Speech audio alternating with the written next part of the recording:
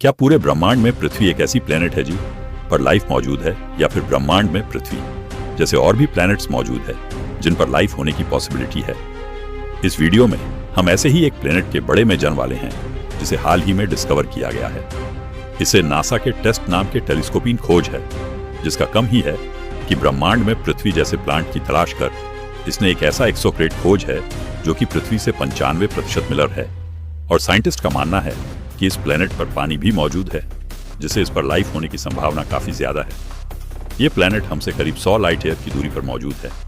तो आप सोच रहे होंगे कि भला हम इतनी दूर मौजूद किसी प्लेनेट को कैसे देख सकते हैं, और सिर्फ यही नहीं, हम इसके प्रॉपर्टीज के बड़े में भी कैसे जान पाते हैं। तो आखिर ये कैसे पॉसिबल है?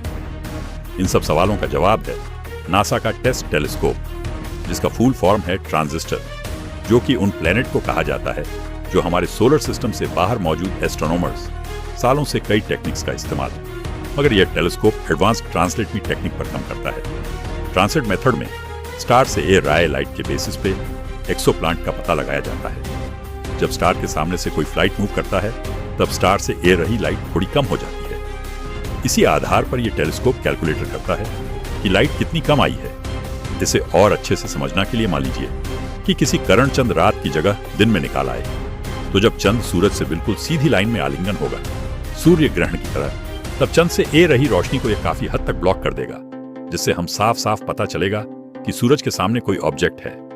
मगर जब डिस्टेंस काफी ज्यादा होता है, लाइट ईयर जितना, तब किसी स्टार मेजर करने के लिए हमें काफी सेंसिटिव इंस्ट्रूमेंट और पावरफुल टेलीस्कोप की जरूरत पड़ेगी, जो कि 100-200 लाइटर से भी ज्यादा दूर किसी स्टार के पास से गुजर रहे, उसको मेजर कर सके। आप सोच रहे होंगे कि इतना पावरफुल टेलीस्कोप बनाना काफी मुश्किल होगा, लेकिन ऐसा नहीं है। हमने ऐसा एक टेलीस्कोप 6 मार्च 2009 को लॉन्च किया था, जो कि है famous Kepler telescope. Kepler telescope करीब 9 सालों तक की खोज में जुटा रहा, और इसलिए क्रेडिट को ढूंढना। मगर इन सभी में से सिर्फ 10 ही ऐसे प्लेनेट है जो कि अर्थ लाइक क्लाइंट की कैटेगरी में आते हैं, जिनसे कुछ के नाम है कि +43, 442b और 86m। लेकिन केपलर के द्वारा खोजे गए सप्लायर करीब से भी ज्यादा लाइट की दूरी पर मौजूद, मगर नासा का नया टेस्ट टेलीस्कोप 200 से कम लाइट ईयर दूर तक खोजेगा। टेस्ट को केपलर से भी ज्यादा पावरफुल है और इसके सेंसर से भी ज्यादा एक्यूरेट है। यह केपलर के मुकाबला 400 गुना ज्यादा स्पेस में देखने की क्षमता रखना है, जो कि लगभग 85% है।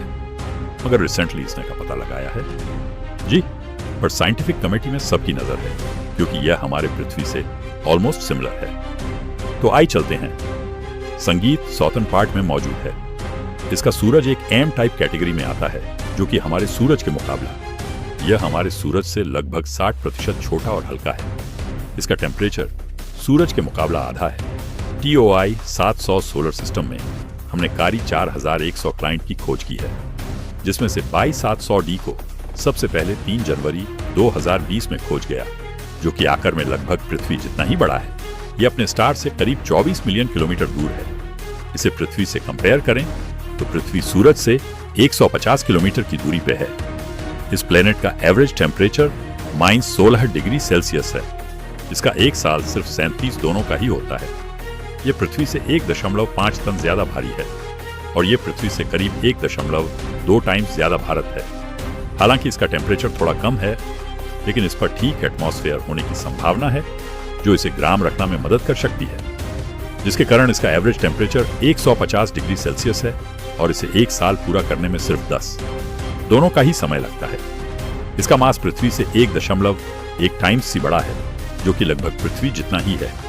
कोई 700 सी अपने स्टार अलग अलग पैरामीटर्स 13.8 किलोमीटर। आसान भाषा में कहें तो फिजिक्स के जिन फंडामेंटल्स को हम लोग बाकी नॉर्मल ब्रह्मांडों में अप्लाई कर सकते हैं डिग्री सेल्सियस, वो यहाँ पर डिफरेंट कंडीशंस होने की वजह से दोनों का समय केवल ही नहीं होते होंगे। इसकी ग्रेविटी जिस वजह से यहाँ की परिस्थितियां हमारे ब्रह्मांड से बहुत अलग ज्यादा बड़ा है, और इसीलिए इन्हें लेवल 2 मल्टीवर्स के नाम से डिस्कवर किया गया।